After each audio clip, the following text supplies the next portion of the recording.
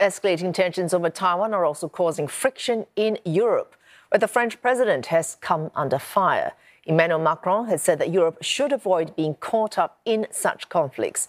Speaking to the news site Politico, the French leader said Europe should avoid getting dragged into a confrontation between Washington and Beijing, which could prevent it from building the continent's strategic autonomy. Chinese leader Xi Jinping and the Chinese Communist Party have endorsed President Macron's concept of strategic autonomy. Macron's comments have sparked criticism from many quarters, including the Inter-Parliamentary Alliance on China, or IPAC. It says his words undermine the decades-long commitment of the international community to maintain peace across the Taiwan Strait. The International Alliance of Parliamentarians also emphasized that the comments are severely out of step with the feeling across Europe's legislatures and that President Macron does not speak for Europe.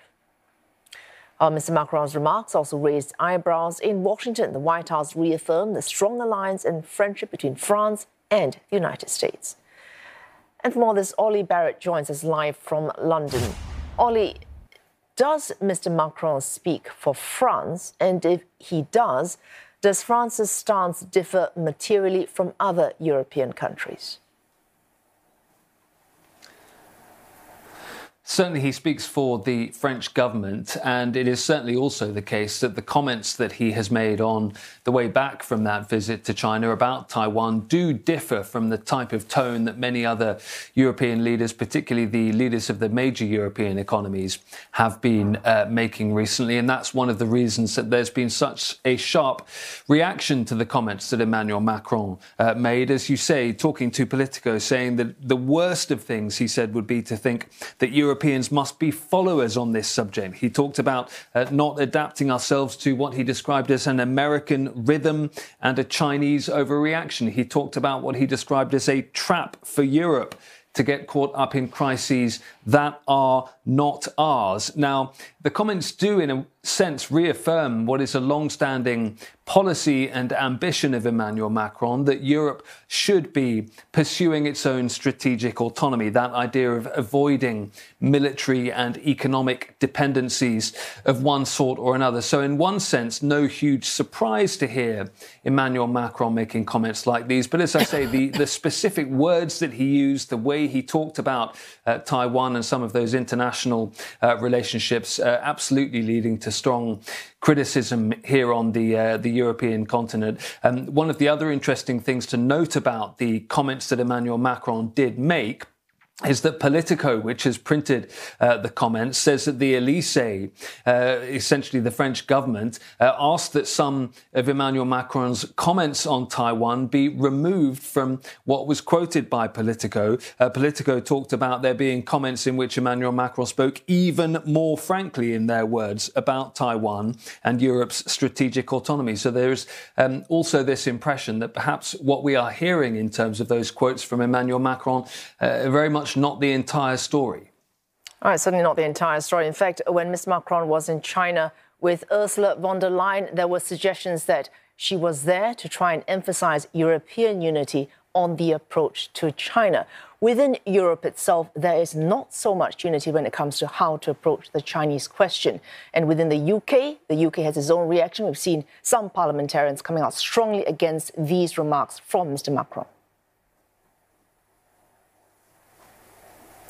That's right. And that statement from the Inter-Parliamentary Alliance on China is really very critical indeed of Emmanuel Macron. And it does go some way to illustrating the divisions in Europe about exactly how to approach some of these issues. Now, IPAC describes itself as an international cross-party group of legislators working, it says, to reform the approach of democratic countries to China.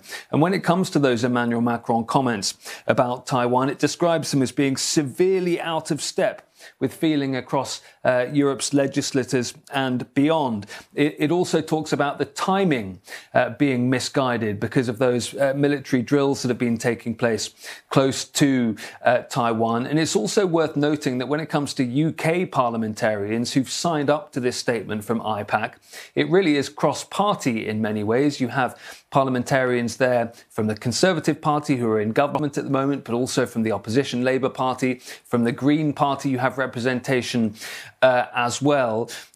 But the divisions about exactly how to approach some of these issues go much deeper than that as well. Even within the Conservative Party, the governing Conservative Party here in the UK, there is a division about exactly how to approach Beijing. Rishi Sunak, the UK Prime Minister, is sometimes criticised by those on the right of his party who believe he should be taking a tougher line on China, a tougher line against Beijing. There are also those, though, in his party who believe that Rishi Sunak is trying to tread the right balance to make sure that economic cooperation and trade between London and Beijing can continue to be something that grows in the year ahead. But all sorts of issues around security concerns, ongoing conversations about companies like Huawei, companies like TikTok as well. Very difficult indeed for all of these European leaders, and that it really illustrates some of the divisions and different approaches that we're seeing that have really been played out since those comments made by Emmanuel Macron.